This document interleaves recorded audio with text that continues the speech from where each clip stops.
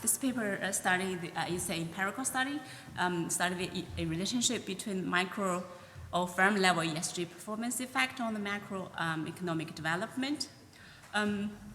This paper was produced as a result of the joint research project between Oxford Sustainable Finance Program and Central University of Finance Economics in China. So I'll present it in both Chinese and English. And this project is funded by UK government. It's Department of Business, Energy, and Industrial Strategy, BASE. Because of time, I'll just quickly go through some literature. So why firm-level ESG performance are important to the economy? Because firm-level ESG practices or strategies could impact on the environment of the society through their production of the goods or services, and also could influence consumer behavior, innovation. Some other firm-level ESG performance could also, for example, raise international level of sustainability, or raise key to initiating changes on the global scales. So from all these different dimensions, we can say that a firm-level ESG practice are important. Most of the previous studies or current studies on ESG performance are more focused on the micro ESG performance effect on micro or firm-level financial performances. Even though there's growing evidence showing that there's a non-negative or slightly positive relation between ESG performance and firm financial performance, however, there's doubts or questions about their data availability, accuracy, and the methodology used. So there's no conclusive evidence has been found. Then on the micro or firm level ESG performance effect on the macro level, there's less studying on it. Especially for the empirical study, there's only one in 2014, but it's mainly focused on developed countries. So I think it's important for us to conduct this research to provide some policy implications. So based on our assumption that a country's GDP is a measure of the whole market value of all goods and services produced in a country. So we test this hypothesis that a firm level ESG development have a positive effect on macroeconomic development. So first of all, we use average firm level ESG score in a country as an indicator of macro ESG performance. As you may know, there's few providers of ESG score, MSCI and Dow Jones Sustainability Index. But here we choose the SF4, Thomson Reuters SF4 ESG score, because this this ESG score has been dated back since 2002. So it allows to give us more observations in our statistic test analysis. And also in our whole sample, we document 32 countries. And among them, there are 19 developed countries and 13 emerging countries in our final sample. Sorry, maybe it's hard to read, but I will just summary statistics of the macro ESG score by country. So we can see for the developed countries, they have a much higher environmental and social score than the emerging country. But the later one, or the emerging countries, the scores are much more volatile than the developed countries. And for the governance performance, they're following the similar pattern, but is less volatile between developed and emerging country. And then we choose our dependent variable is GDP per capita and the GDP growth.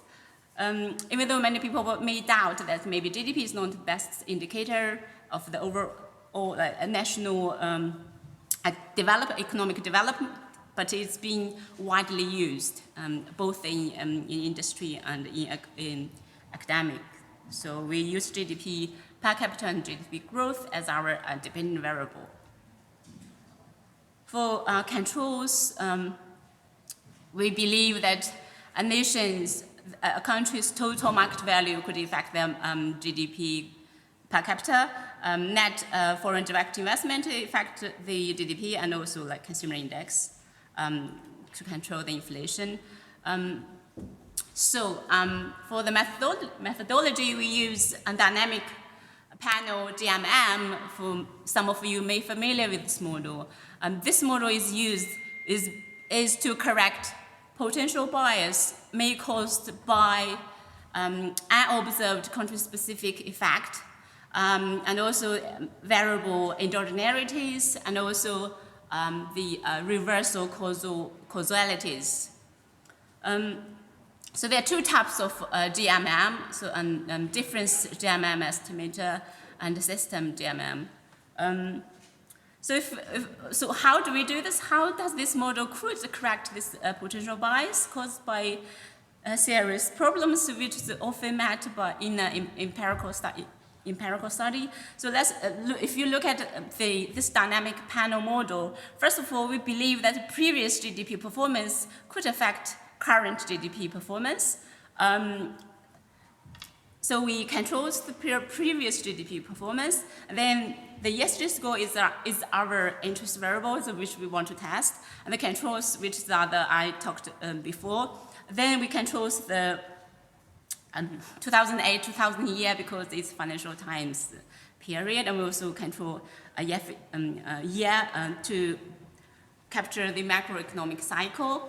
But if you look at this model, for some of you may notice there's an endogeneity happened between the previous year's GDP performance and sigma. The sigma represents the fixed effect for a specific country. So how do we solve this problem? So we first take the first difference for all the variables. Now in this way, it will solve that endogeneity. But there's a new endogeneity happened between the difference previous GDP performance and the difference error term, fixed error term. So now how do we solve this problem? So we need to find an instrument in this model, and this instrument has to be correlated with the endogeneity, but it is uncorrelated with the country-specific error term, which is the sigma. And now from previous literature, stating that the best instrument is the dependent variable or endogenous variable itself. So we use the first difference that GMM estimator where first difference are instrumented by the levels, and a system GMM are instrumented both by levels and also by the differences. So this is the method. Before we look at the result, we just look at some statistics of the. So this is the okay. We could just go straight to the result. So first of all, we found that. Wait a second. Okay, we'll go to this. We'll go to this result straight away.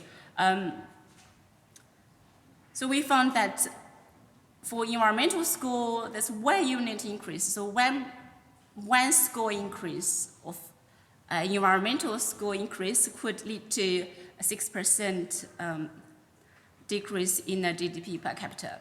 I had to calculate what this means. I had to calculate for a country with general GDP per capita, for example, is $2,000 per year, and this 6% increase of the log GDP, which means probably about between $200 to $400 increase. So that's the scale. So it's So this result is not only statistically significant, but also economically significant as well. This is the result for the all samples global level. And then we also divided it by MSCI market. So we then look at for the developed country. I found a social score has a positive relationship with GDP per capita and GDP growth. And for the emerging market, we also found that both environmental score and social score has statistic positive effect as well. Because this, as I said, because of this project, I will just skip then. Why we found this result? So we look at the relationship between the ESG score with unemployment rate. Now it's interesting that we found that the ESG score actually, so the better performed environmental and social score lead to negative unemployment rate. So you have a lower unemployment rate. So this could be one of the explanation of our result. We did all sort of robustness tests. So this one is we use legs from 2 on back to create DMM type instrument. We got the consistent result, and this one is we use legs from 3 on back to create DMM type instrument. And this we use system DMM estimator, the result is consistent. We also exclude countries because they only have less than 10 firms. For example, Hungary, Czech Republic, those countries didn't, in our sample, they didn't have enough firm level, firm number, so we exclude them. And then the result stays the same. Last presentation, some add there might be different country have different financial structure, so we add as control, and we got the same result. So finally, we just say the contributions to the maybe there's some policy implications. Maybe we could provide like law and policy maker could opt for a regular framework that could provide or incentivize firms to implement or to improve their ESG performance.